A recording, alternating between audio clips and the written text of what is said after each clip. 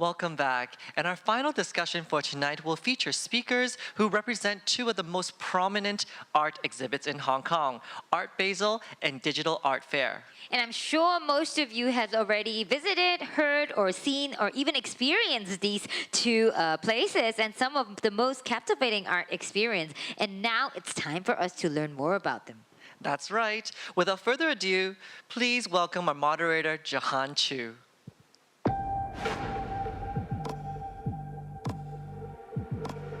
The intersection of art and technology has accelerated at a rapid pace in the last 10 years, especially in an international cultural hub like Hong Kong.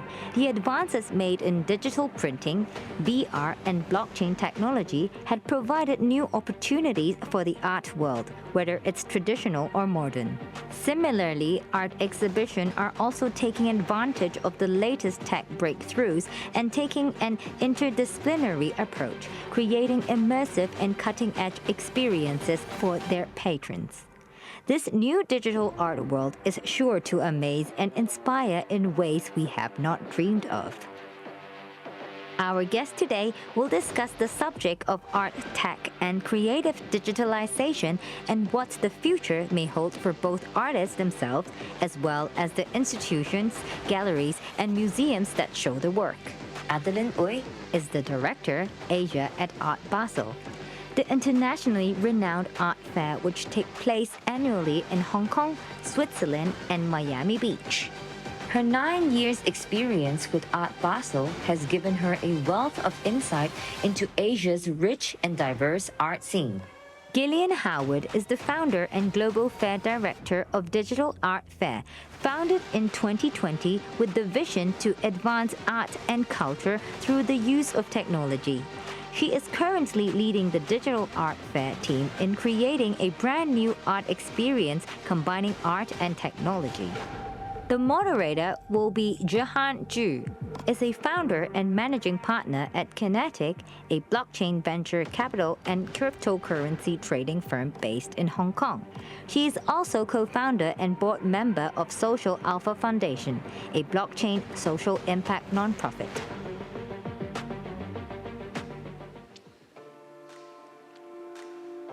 We're on. Good evening.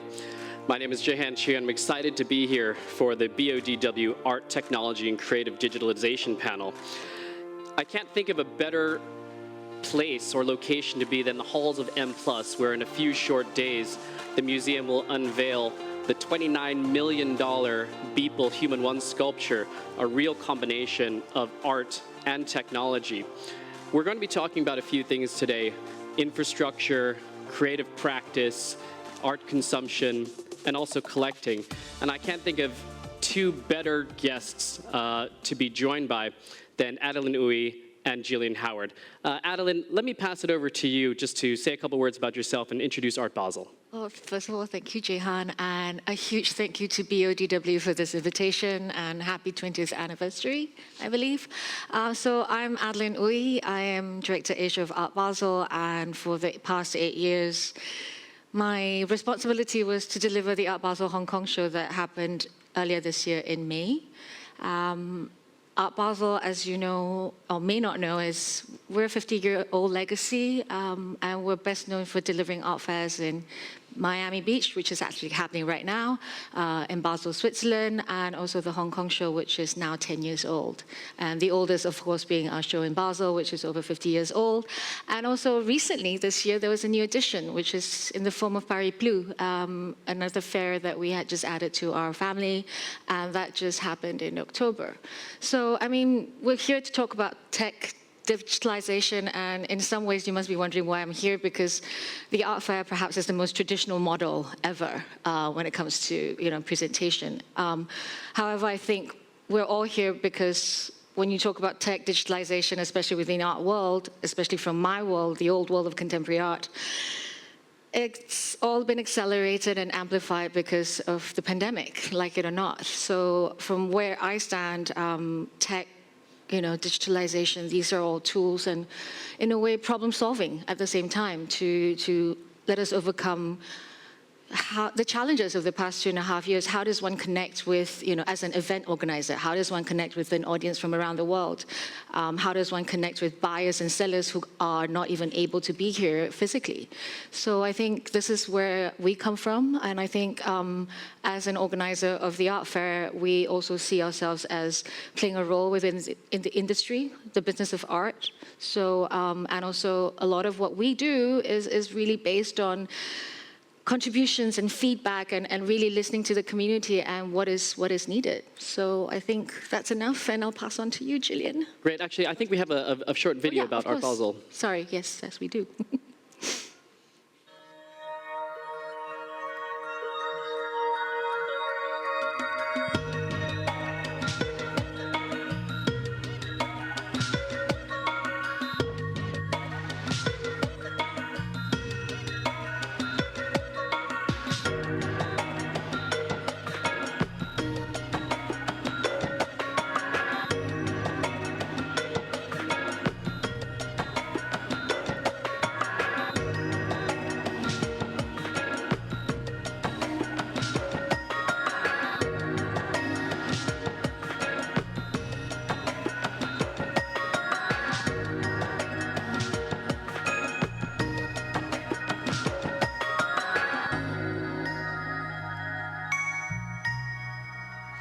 Great. And Gillian, maybe we can pass it over to you to say a few words about the Digital Art Fair and your own journey. Hi, everyone. Thanks for having me here, and thanks for Jihan for moderating. I founded Digital Art Fair at the end of 2020. It was in the midst of the pandemic, and my background is a little bit more into traditional art management. However, I have spent quite a lot of my time working around new media art, and now we call it NFT or digital art. And coming from that background, the reason that I started Digital Art Fair is to, give a solution to artists and galleries to venture into the digital art world, what we are having at the moment. And that's the background of how Digital Art Fair started. And now we have hosted 2 fairs in Hong Kong. And we work around technology and our main focus is bringing the new technologies to artists and galleries and providing a solution into navigating the Web3 world. Awesome. I think we have a short video about the Digital Art Fair, so we can maybe take a look at that.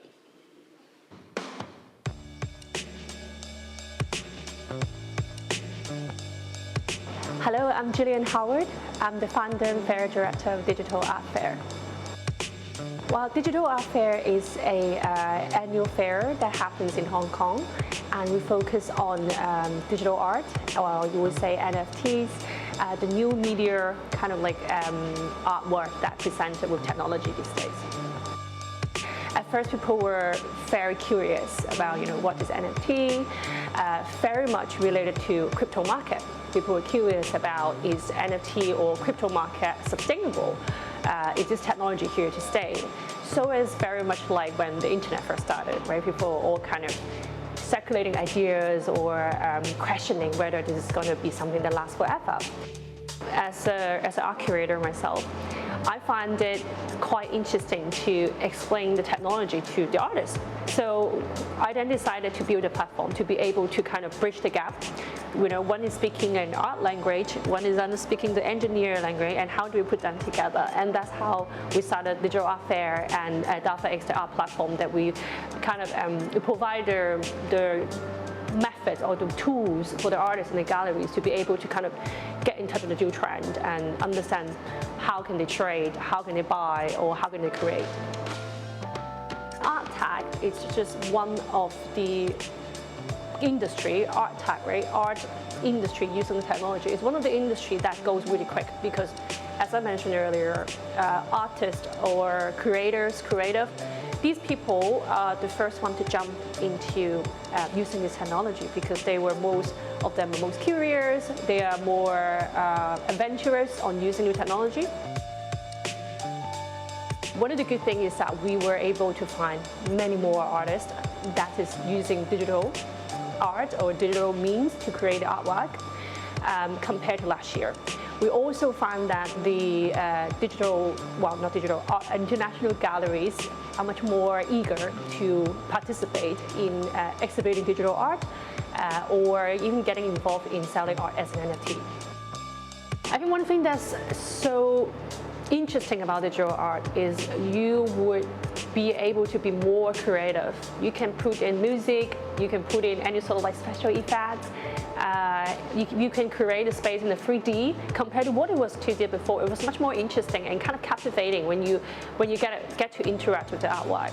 Through the process of curating the immersive room, we've learned that the technology evolved very quickly, especially in the last year. I think with the market correcting itself and more people getting into art tag, it's going to become a very common experience to see art 3D instead of 2D. We think it is going to be a very exciting time for young artists these days that will be able to do things that their older generation would not dream of doing or not even equipped to doing, right? For thousands of years, we have been making art the same way since the caveman period. And now we will be able to use whatever imagination you have to do anything you want with technology that didn't exist before. So I think young artists should grab this opportunity and learn as fast as you can, because right now it's not on textbook, which is the wonderful thing about it.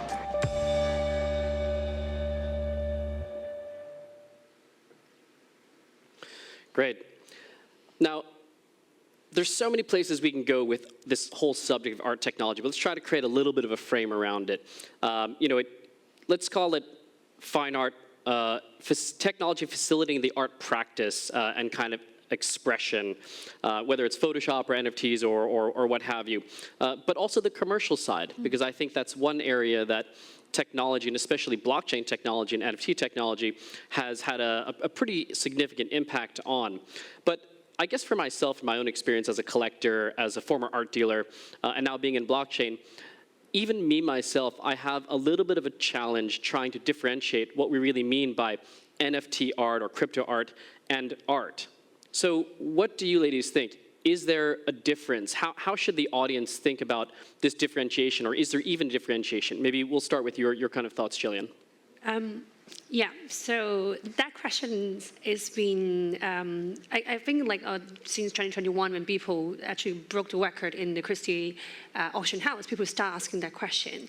And my answer is pretty much the same. I think essentially the essence of art has not changed. Art is something, either it is a digital art or music or painting or sculpture. The essence of it is the artist itself. So as far as it's made by an artist, it's called a piece of art. Either it's made digitally or physically. At the end, the essence of what the message is sending across, what is the idea of the art. So I don't find it, I think at the end, digital art is just a means, it's a medium that how you present it. And how it's traded, perhaps, in one of the very important spaces is possibly and most likely currently traded as an NFT and paid with cryptocurrency. Adeline, what do you think? I mean, I think, I can't agree more that it is another medium, right? I mean, where I come from within Art Basel, galleries have worked with artists who work across so many mediums. And I remember the old days, in the 90s, internet art, for example, when that first came out. And there was this huge excitement around it. And in the same way that if you look at NFT today, there's this huge curiosity, excitement, and also optimism, really, because I think if you think about NFT, you think about blockchain, it's a utopian, it's really utopian, right? I mean, and from where we come from, I think, like you say, the essence is there, but it's how you engage with it that is different. I mean, in the way that the traditional, art collecting world also has a community, but how they engage with one another is it's in a slightly different medium. As compared to NFT collectors, then it's about, everybody needs to own a wallet, first of all, right? In order for us to be able to even talk the same talk. And then it's about the tweets, and it's about the community that you build amongst you, and who do you follow, and and so I think essentially it's the same, but I guess it's just different levels of engagement now. I mean, it's like, if you think about regular human beings, do you want to watch a regular film in the cinema? Do you want to stream it from Netflix? I mean, there's so many other different ways, right? So but now we do all of it together. Exactly. And this is the beauty of it now, right? There is the tangible that you can hold on to and say, this is a sculpture. And then there's the NFT that you whip up in your wallet and go, hey guys, check what I got today, right? So that's a good segue into like this idea of how collectors and collecting practice starts to like evolve in the age of digital art and kind of increasing digitalization of art. I think we all collect art here, and you are both curators. So how should collectors think about this aspect of digital art? So you talked about having to have wallets. You talked about this aspect. I mean, as a collector who wants to, traditional art collector, how should they think about moving into this space? Any different considerations? Jillian, maybe we'll start with you because you've just wrapped your digital art fair. Yes. It's really interesting for this year for us to consider when we launched our fair, actually last 2 years, we got a mix of different collectors. We got the crypto collectors, which are much more come from a tech background, who understand the NFT, the technology behind it, blockchain. And they're also the traditional art collectors that kind of turned into like, okay, now I know this is exciting. This is the new, I would say the new era of new genre of art, right? So from the traditional point of view, they would have to have a wallet, as we said, and then also understand, how do I put the phone in there, how do I put in my phone, what's going on. But with the crypto art collectors, it's more like, okay, I know exactly what I'm doing. So I'm going in and I'm going to look for the next people, for example. That's currently like what the art fair been observing or what we see. Yeah. I definitely want to know who the next people is, so let me know when you find out. But Adeline, how about from your side? I mean, you've been dealing with collectors at the fair for so many years. Do you think that your collectors are ready to, download a MetaMask wallet, and, are they incentivized to do it? I mean, I think collecting is a behavior, it's an addiction, right? So it really doesn't matter. And I realize that one can't even characterize or profile, say someone collecting digital or NFT, because one could say, okay, traditionally it's a young person. However, I mean, I have seen collectors who are perhaps much older than us, all sitting here, who are equally excited, if not have been pioneering this for a much longer time. So I think how one approaches technology is really dependent on your own personality. I mean, like in some ways I still want a book, and in some ways I still, I don't mind my audiobooks and all the rest of it. But really, I think when I think about collecting in this day and age, and whether you differentiate crypto, NFT, or digital art with, physical pieces, I think it's really too difficult to try and even draw that distinction. And I think when people ask me, well, how do you go about doing it? Then I say, really, you need to figure out for yourself what you want out of it. For me, I'm very excited currently about NFTs as a form of social activism. Like, for example, Really? What artists do with it. I just read in ArtNet today that there's this Turkish artist by the name of Ahmet Ogut, who has just created NFTs out of, in tribute of whistleblowers, for example, political whistleblowers. And I thought it's actually quite a beautiful thing to be able to do this within NFT, because then no one can ever tamper with it, no one can ever erase them. And, but I think there's just so many different ways to go about this, right? Whether you're there for the investment purpose or because you're just excited by this new offering.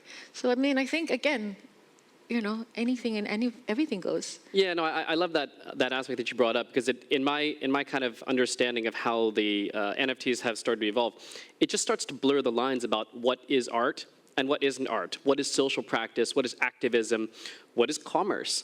Yeah. And you're starting to blend all of these in one kind of, neat, smart contract called an NFT, but it's making it a little bit confusing, I guess, because those barriers and those boundaries between art and other areas are starting to just meld. From a collector's standpoint, I guess, it was really interesting that Uli Sig, who was so instrumental in the kind of in M+, was really the person who was actually helping to really push getting people's work here. And I think that kind of leadership is very interesting. Do you see a different type of role for collectors in this day and age in the NFT space because NFTs are so, and digital art is so nascent? Do they have a different responsibility, different role, or? I mean, I think when everything is nascent, there are always, naysayers as well. And there will always be those who will say, it's never going to work, it's going to die, and on the opposite end of it, which is, again, back to the old days when internet art was the thing, and then it was like, oh, the death of painting. The truth is, I don't think it's going to go away, but I think it's really who do you want to look to as your influencer? Who do you want to look to as people you want to be engaged with, and how do you want to engage? And am I going to look to you and say you are my guru? I mean, you are, you are the guru here. And maybe I think it's about that, right? I think it's about what do you want out of it at the end of the day? Sorry, I don't even know if I'm answering. No, that's great. Did you want to comment? At the collector side of point of view, I think collectors always have this, obviously on top, the chain is on top, like collecting the work and providing their artists an opportunity to grow from it, right? Like supporting them. At this age of digital art stage, I think collector plays a really important role in here to grow in the community. Like most of the artists in the NFT art world, either they are from the traditional art world already established and moving to the digital world, or most of them are just coming out, we're just starting their career. So it's majorly important for collectors to continue to support and community building to going with what is supporting what's going on, because it is just the beginning of it. Yeah. Yeah. That kind of leads us to the other side of it, rather than the collectors, the audience. And the kind of viewers and all the people who go and see these exhibitions. I mean, how should the audience of today and tomorrow start to think about consumption of digital art? For me, honestly, I probably see more art on Instagram on a daily basis than I ever saw when I was actually in the industry looking at physical art. But is that a good thing? Is, kind of consumption of art and appreciation of art on digital, does that somehow detract? I mean, what do you think about how audiences should, how they should approach digital art and art that's digitalized? Adeline? I think it's interesting that you say that, because it's true. Now, if you think about it, we don't need to even travel. I can access the Venice Biennial from my iPhone, and I mean, here we are. We're being streamed somewhere. Is that good though? I mean, this is where I don't really know. I mean, a part of me being the old school dinosaur, I think in some ways certain mediums of art still needs to be experienced physically. I think if I'm thinking about, again, physically paintings, a 5-meter painting that you experience with your body, interacting in that space as opposed to just a JPEG that you swipe. Yes, that's a huge difference there. Is it good or bad? I mean, I really think, for me, I've always seen this as a solution. If I can't get there, then this is the best thing I can get. And for me, that's good enough. But, obviously, yes, we can't be everywhere all at once. I mean, unlike Michelle Yeoh, right? But I think that there is a good and bad to it. It makes everything a lot more accessible. But then at the same time, it may be so available to you that you might just not find it interesting anymore. Interesting. What do you think, Jillian? I mean, good, bad, does it create distance or access? I think of it in a quite different perspective. The reason of that is because I work with quite a lot of younger collectors, or maybe they're in the 30s, maybe we're just collecting. My youngest art collector was 13 years old, who bought an NFT in digital art fair. Really? So speaking of understanding this group of new generation of new art collectors, we get used to going to exhibitions or art museum per se, right? But the new generation now, they grew up with technology, which is something that we can't stop them from happening, right? Like, it's there. Instagram's got invented about 10 years ago. Google Maps, everywhere. We got used to it. It's not really bad or good. It's just a matter of the exchange of ideas and communication existed on internet, on Twitter, on Instagram. So I think if it's good that we were able to have solutions, we were able to grab this group of new generation art collectors' attention. But the bad thing as well is maybe it's not nothing bad or good to say, just maybe they coexist. And in a world that the best way is to have the physical and the digital at the same time, because at the end of the day, we all need to breathe, we need to eat. Yeah. So I think You need to coexist. Yes, right? exactly. And exactly. I mean, I find that what is beautiful about this is the accessibility. It's no longer class related. It's no longer, I mean, if I'm someone who's exceedingly shy and I'm actually interested, but I will not bring myself to get to a gallery. I have social media. I have other forms of engagement, and I feel that I can learn. Yes. And I feel like also what happens now with digitalization, there's a lot more transparency. Yes. You know how much the price of an artwork is priced. You don't have to ever worry about, okay, is this guy, taking me for a ride? Like, what is the selling price? And you guys Art Basel just launched a platform for that, right? We just launched a platform for that. It's called Aquo, which is a blockchain that is built for the art community.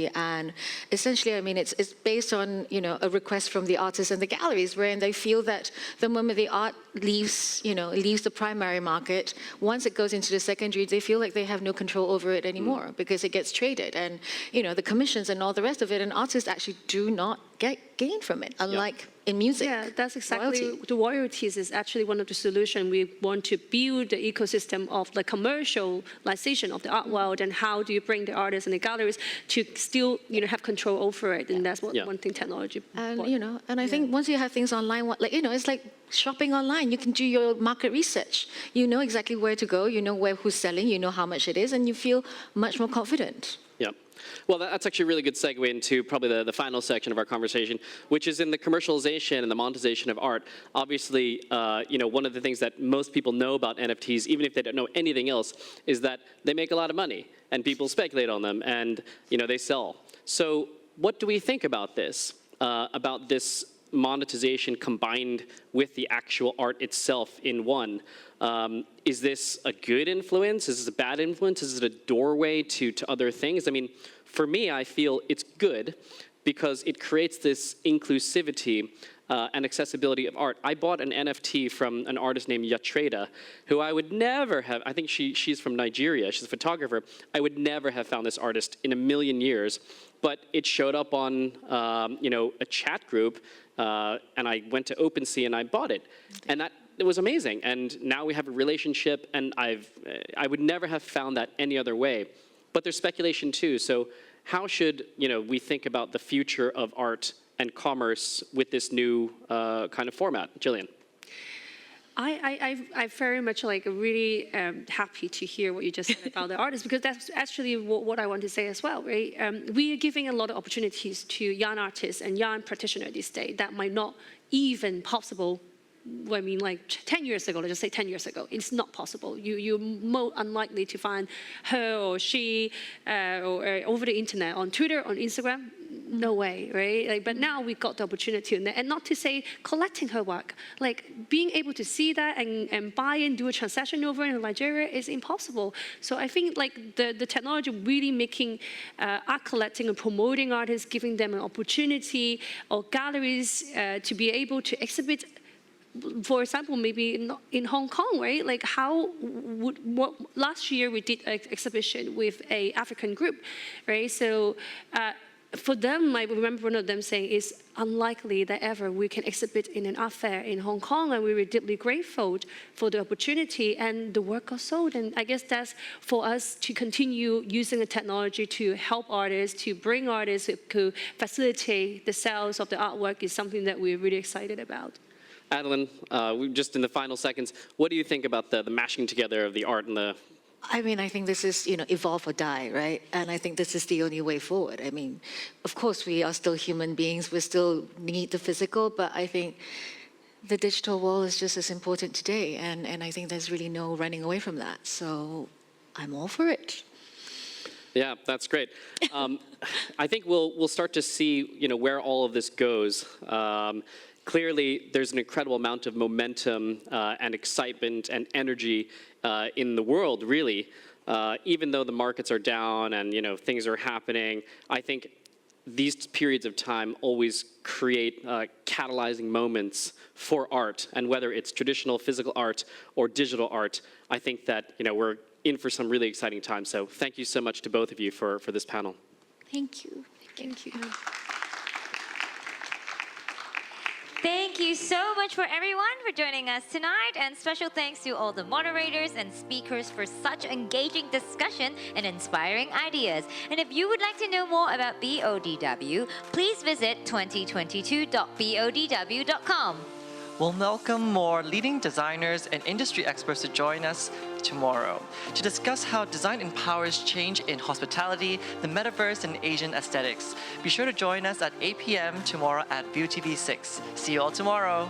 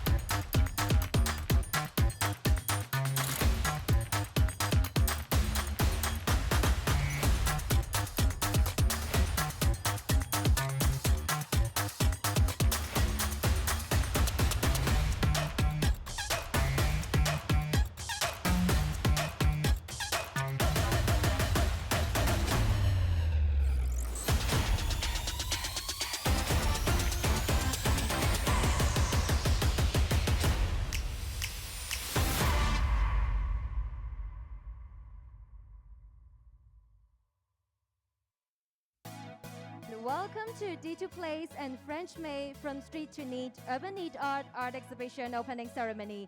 In this exhibition, we are glad to present to you a series of original artworks by 3 talented street artists to be showcased alongside 15 original need artworks crafted by lost leaders. Art is not only in museums. Art must be everywhere.